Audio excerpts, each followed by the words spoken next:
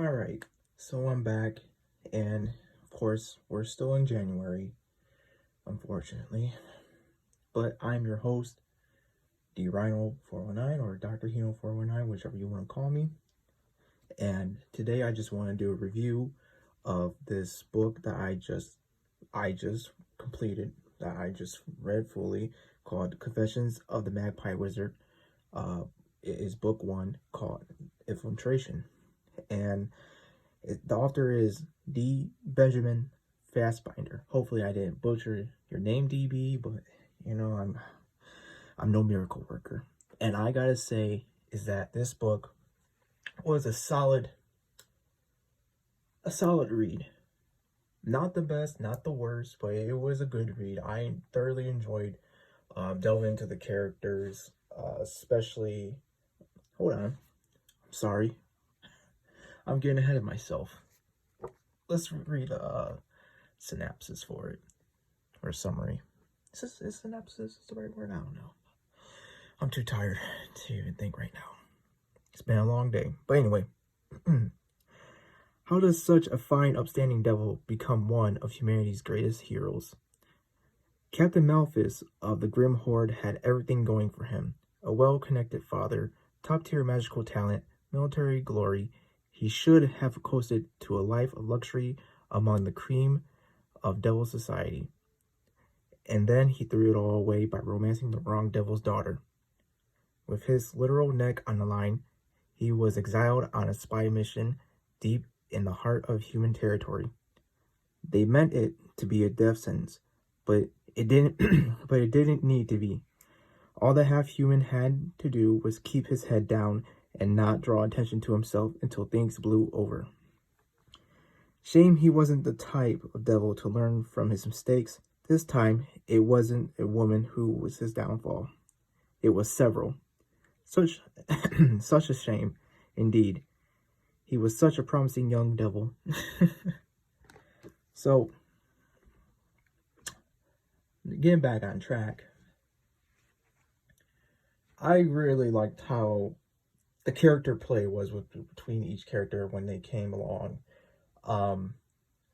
Especially Malthus, aka, I don't know if this is a spoiler or not, but he takes on an alter ego called Soren Marlowe. Man, I am butchering names today. Soren Marlowe or Marlowe. I gotta get that right. And of course, he's on a spy mission, and he's just deep into the heart of humanity, and he's just trying not to mess up, because either way he's gonna die if he's found out. And I've enjoyed this a lot more than I originally thought. And I'm not trying to be funny or anything, because I'm not big into romances. I'm not big into, like, I'm just not into it like that. But I was like, what the hell? I'll give it a try. And I can't remember how I came to know DB. I'm thinking it's a live stream where he was interviewed by someone. I'm thinking that it could be something else, but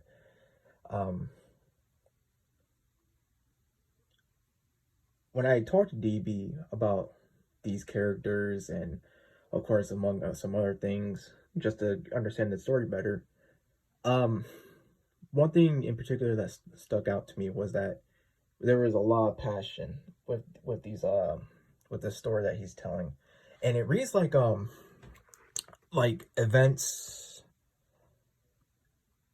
like, okay, so obviously you have the prologue, but right here it's like, from the desk of Soren Marlowe, Friday, October 15th, 2123. And I like that. I like that a lot with the dates.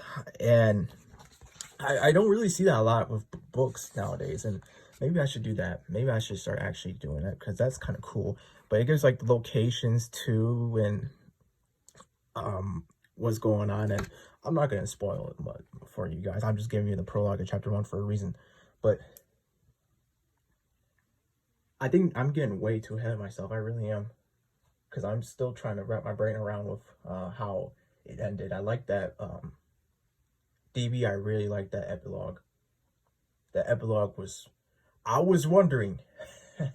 I was wondering if it would happen. Let's just say that. But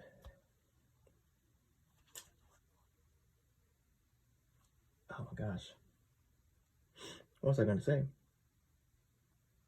Anyway,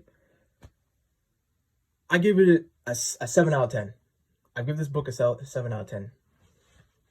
Again, I'm not big into the romances, but this book exceeded my expectations in some ways, especially with those characters. Most notably, Rose, Keo, and Farah. Farah, I love, even though we don't get a lot of her.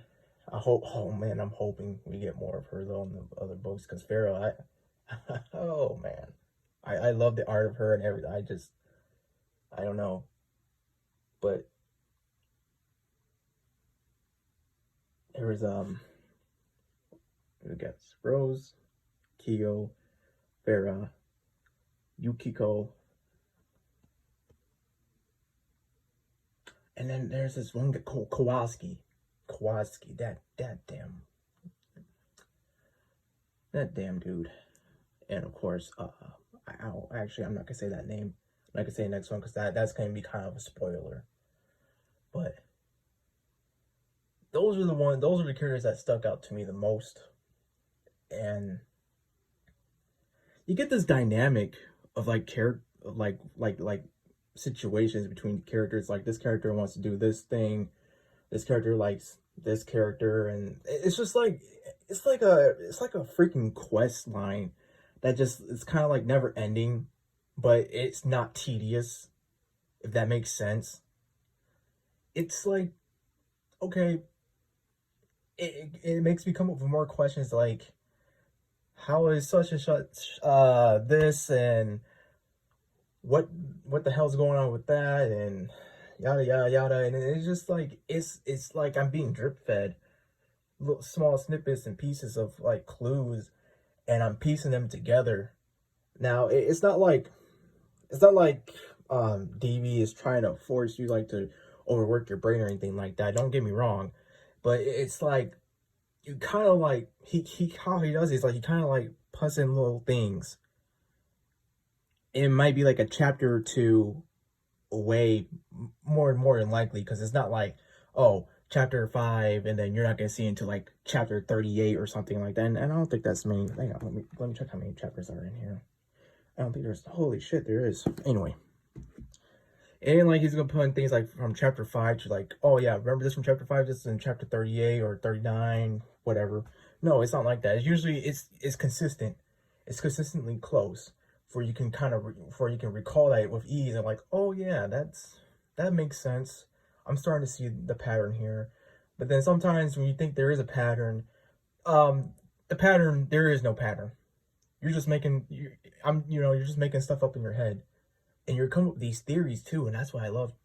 Because I was thinking about certain things, and I'm not gonna say them because that's gonna be spoiler too. But I was coming up with these theories. I'm like, man, what if blah blah blah equals yada yada yada, and then there's like these outcomes I kind of see, and I'm just wondering, is it XYZ or ABC? Maybe, or maybe it's 1 2 3. I don't know. So I'm pretty freaking engaged with this, and it took me a while to even read this because, again, honestly, there was laziness involved, and also I wanted to take my time with this. But I'm kind of sad too that I finished this book finally, and I'm just like, dude, I'm ready. I'm ready to delve more into this guy's into Malthus's story, because there's just, I see a lot of potential with this, and it's not me being biased or anything. Like, I would straight up say that this storyline, this book was shit, but it's not. This is just, it's just like, it's easy for the reader. And I don't mean it in a bad way. I mean, like, this is enjoyable. It really is. Even for, I dare say, for the types who are not into like these different romances and all that. And it's like dude, how do you do that? Seriously, like, I can't even pull that off. Like, I even if I try my hardest, I wouldn't be able to pull it off. But somehow it just kept me going. Like again, with the theories and shit. And I'm cussing a lot, damn it. But anyway, that's my thoughts on this one. Can't wait to read this. As you can see, Demonkin. Can't wait. I already started too. Got my little bookmark. I'm on chapter 1. So, prologue of that was a great intro for a second book. I mean, so I'm waiting this. I'm coming right off from the first book's epilogue into the second book's prologue and chapter 1. I'm just like, oh, here we go, man. It's about to pick up. It has to.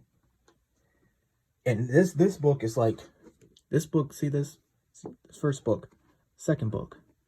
This is a thick ass book, man. But anyway, I'm just excited. I'm ready to just get on with it, man. Anyway, that's my review. Ciao.